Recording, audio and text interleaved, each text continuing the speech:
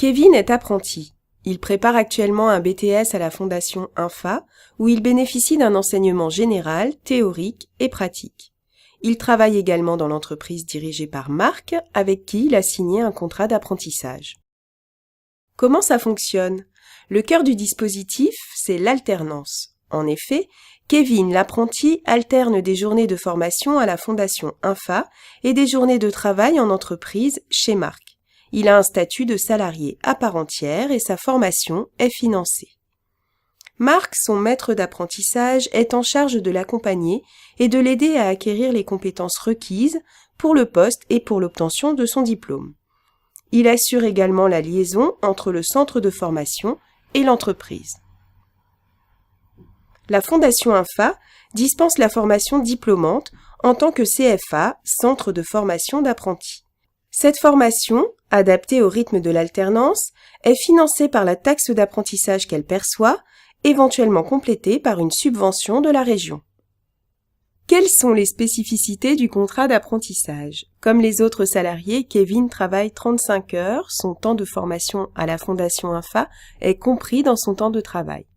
Kevin a les mêmes devoirs et droits que les autres salariés de l'entreprise, concernant par exemple les congés payés, la protection maladie, les accidents de travail.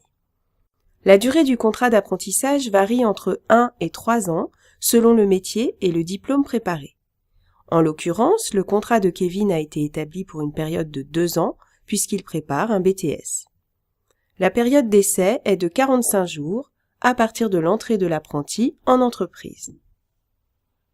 À qui s'adresse le contrat d'apprentissage ? Aux jeunes qui veulent suivre une formation diplômante ou un titre à finalité professionnelle enregistré au répertoire national des certifications professionnelles. Quelle rémunération est-elle légalement prévue pour les contrats d'apprentissage ? Le salaire minimum des apprentis est calculé par rapport au SMIC brut mensuel en fonction de leur âge. Il augmente en 2e année de formation puis en 3e année. Kevin a 18 ans. En première année de BTS, son salaire doit être au moins égal à 41% du SMIC brut mensuel, ce qui correspond à un peu plus de 600 €. En 2e année, son salaire minimum passera à 49% du SMIC, dépassant ainsi la barre des 700 €. Pour obtenir son diplôme, Kevin a choisi l'alternance car elle lui permet de découvrir le monde de l'entreprise et de s'insérer plus facilement dans la vie professionnelle. Il peut concilier formation pratique et théorique. Il acquiert une qualification reconnue en situation de travail tout en étant rémunéré et ses études sont financées. Kevin a augmenté significativement ses chances de trouver un emploi. Pour Marc, embaucher un apprenti, c'est recruter un salarié motivé qu'il va former à la culture de son entreprise. C'est assurer une transmission des savoir-faire et savoir-être.